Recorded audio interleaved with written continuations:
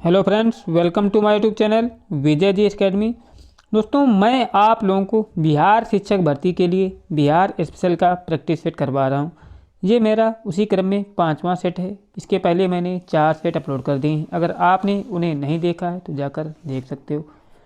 प्रत्येक सेट में दोस्तों 30 क्वेश्चन होते हैं और आप लोग लास्ट तक देखने के बाद में ज़रूर कमेंट करिएगा कि आपके 30 क्वेश्चन में से कितने क्वेश्चन सही हुए। तो चलिए शुरू कर देते हैं। इसमें क्वेश्चन नंबर 1 दिया है कि बिहार प्रांतीय किसान सभा का गठन कब हुआ था। तो दोस्तों, बिहार प्रांतीय किसान सभा का गठन कब हुआ था? फरवरी 1931, मार्च 1933, मार्च 1933, अप्रैल 1922। तो याद रखिएगा, ये गठन हुआ था मार्च 1929 में, बिहार प्रांतीय किसान सभा का गठन। दोस्तों, यहाँ से एक क्वेश्चन बनना पक्का है बिहार प्रांतीय किसान सभा से, क्योंकि दोस्तों हर बार इससे एक क्वेश्चन पूछा जाता है। इसके बाद में अगला क्वेश्चन दिया है कि बिहार राज्य बंगाल से किस वर्ष अलग हुआ था। मतलब बिहार जो है बंगाल से कब अलग हुआ था? 1911 में, 1912 में, या 1813 में, या 1814 में। तो याद रखिएगा, बिहार है दोस्तों, ये बंगाल से अलग हुआ था 1912 में। ऑप्शन नंबर बी राइट हो जाएगा। और इसके बाद में हमारा अगला क्वेश्चन दिया हुआ है कि मार्च 1857 की क्रांति के समय बिहार के नेता कौन थे। 1857 की क्रांति के समय बिहार के नेता कौन थे? मौलवी अहमदुल्ला थे, कुंवर सिंह थे, तात्या टोपी थे, इनमें से कोई नहीं।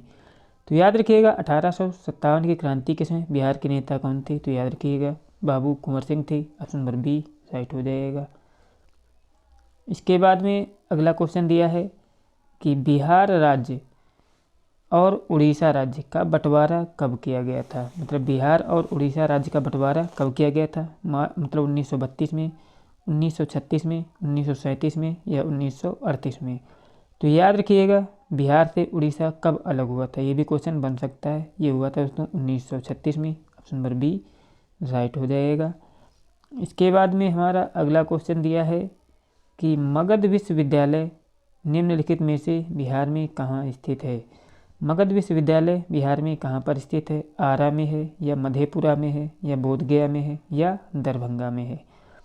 तो याद रखिएगा, जो मगध विश्वविद्यालय है दोस्तों, ये स्थित है बोधगया में। ऑप्शन नंबर सी राइट हो जाएगा। मगध विश्वविद्यालय बोधगया में है। इसके बाद में अगला क्वेश्चन दिया हुआ है हमारा। अगला क्वेश्चन है कि बिहार का प्रमुख समाचार पत्र बिहारी किसने लिखा था। बिहार का प्रमुख समाचार पत्र बिहारी किसने लिखा था? बाबूजी प्रसाद ने लिखा था, बाबू गोपाल ने लिखा था, बाबू महेश्वर प्रसाद ने लिखा था, या बाबू राम प्रसाद ने लिखा था। तो याद रखिएगा, प्रमुख समाचार पत्र बिहारी लिखा था दोस्तों बाबू महेश्वर प्रसाद ने। ऑप्शन नंबर सी राइट हो जाएगा।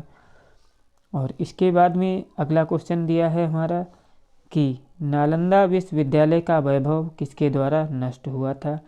नालंदा विश्वविद्यालय का वैभव किसके द्वारा नष्ट हुआ था? बख्तियार खिलजी था, इब्राहिम लोधी था, शेरशाह सूरी था, या इनमें से कोई नहीं।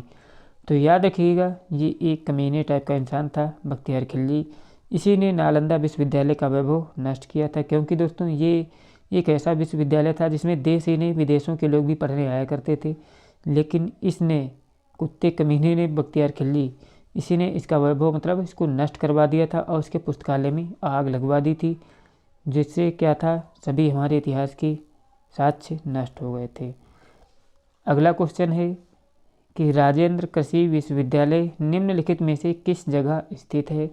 राजेंद्र कृषि विश्वविद्यालय कहाँ पर स्थित है? पूसा समस्तीपुर में है, या मधेपुरा में है, या कंकड़बाग पटना में है, या दरभंगा में है।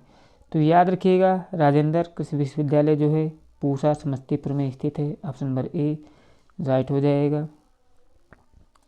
इसके बाद में अगला क्वेश्चन दिया हुआ है हमारा कि पाटलिपुत्र में निम्नलिखित में से किस शासक ने सबसे पहले अपनी राजधानी बनाई थी।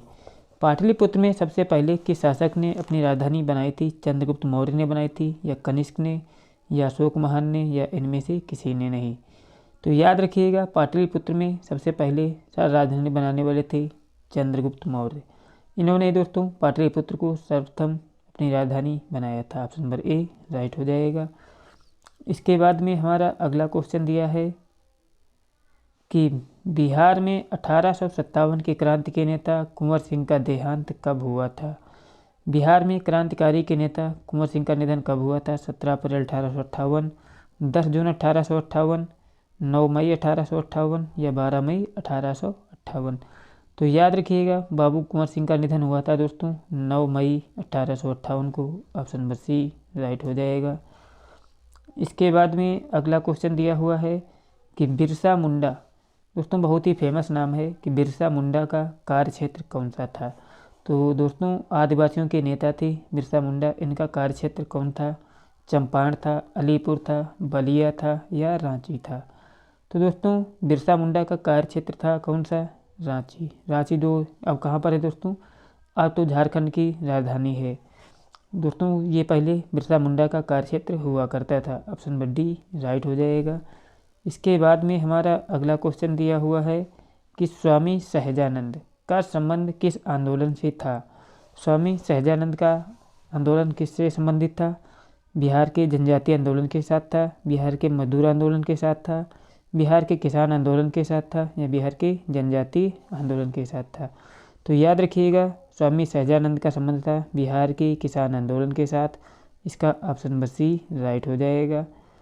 इसके बाद में हमारा अगला क्वेश्चन दिया है कि चंद्रगुप्त मौर्य के गुरु कौन थे। चंद्रगुप्त मौर्य के गुरु कौन थे। चाणक्य थे, कणाद थे, पराशर थे या वात्स्ययन थे। तो याद रखिएगा चंद्रगुप्त के गुरु का नाम था दोस्तों चाणक्य। इन्हें हम क्या बोलते थे, चाणक्य। और इनका एक और नाम भी है, आप लोग कमेंट करके ज़रूर बताइएगा कि इनका दूसरा नाम भी क्या है। 2 या 3 नाम है इनके। और इसके बाद में हमारा अगला क्वेश्चन दिया हुआ है कि बिहार में किसान आंदोलन के साथ निम्नलिखित में से कौन जुड़े थे। बिहार में किसान आंदोलन के साथ कौन जुड़े थे, तो देख लेते हैं कौन जुड़े थे। पहला विकल्प दिया है राजेंद्र प्रसाद, दूसरा है मोतीलाल नेहरू, तीसरा है भगत सिंह, चौथा है इनमें से कोई नहीं। तो याद रखिएगा किसान आंदोलन से जुड़ने वाले थे डॉक्टर राजेंद्र प्रसाद। दोस्तों ये बिहार के ही निवासी थे और भारत के पहले राष्ट्रपति भी बने थे। इसके बाद में हमारा अगला क्वेश्चन दिया है कि कांग्रेस सोशलिस्ट पार्टी की पहली बैठक कहाँ हुई थी। कांग्रेस सोशलिस्ट पार्टी की पहली बैठक कहाँ पर हुई थी। दिल्ली में हुई थी, लाहौर में हुई थी, पटना में हुई थी या नासिक में हुई थी। तो याद रखिएगा कांग्रेस सोशलिस्ट पार्टी की पहली बैठक पटना में हुई थी। ऑप्शन नंबर सी राइट हो जाएगा। और इसके बाद में हमारा अगला क्वेश्चन दिया है कि बिहार केसरी के नाम से निम्नलिखित में से किसे संबोधित किया जाता है। बिहार केसरी के नाम से किसे संबोधित किया जाता है। अनुग्रह नारायण सिंह को संबोधित किया जाता है, कर्पूरी ठाकुर को संबोधित किया जाता है या डॉक्टर श्रीकृष्ण को या जयप्रकाश नारायण को। तो याद रखिएगा बिहार केसरी कहा जाता है डॉक्टर श्रीकृष्ण सिंह को। ये बिहार के पहले मुख्यमंत्री भी थे। याद रखिएगा स्वतंत्र भारत के पहले मुख्यमंत्री श्रीकृष्ण सिंह थे। इसके बाद में हमारा अगला क्वेश्चन है कि किस देश की सीमा बिहार राज्य से लगती है। ऐसा दोस्तों कौन सा देश है जिसकी सीमा बिहार से लगती है। नेपाल है, भूटान है, बांग्लादेश है, चीन है। तो याद रखिएगा जो बिहार की सीमा है दोस्तों एकमात्र देश नेपाल के साथ इसकी सीमा लगती है। नेपाल जो है दोस्तों बिहार का एक पड़ोसी देश है। इसके बाद में हमारा अगला क्वेश्चन दिया है कि पुराना बिहार का कितना प्रतिशत ज़मीन लेकर झारखंड को राज्य बनाया गया था। पुराना बिहार मतलब जो वर्तमान में नहीं, पुराना बिहार विभाजन से पहले का कितनी ज़मीन लेकर झारखंड को राज्य बनाया गया था। तो दोस्तों वो है 45.85% ज़मीन देकर झारखंड को एक अलग राज्य बनाया गया था। इसका ऑप्शन नंबर बी राइट हो जाएगा। आप लोगों को पेपर में इसी टाइप के क्वेश्चन देखने मिलेंगे। ज़्यादा मतलब घुमा फिरा के क्वेश्चन पूछता है, थोड़ा बड़ा कर देता है, आप लोग थोड़ा आसानी से उसको समझिएगा। और इसके बाद में हमारा अगला क्वेश्चन दिया हुआ है कि बिहार के किस ज़िले में सबसे कम वर्षा होती है। बिहार के किस ज़िले में सबसे कम वर्षा होती। अररिया है, औरंगाबाद है, भोजपुर है या बक्सर है।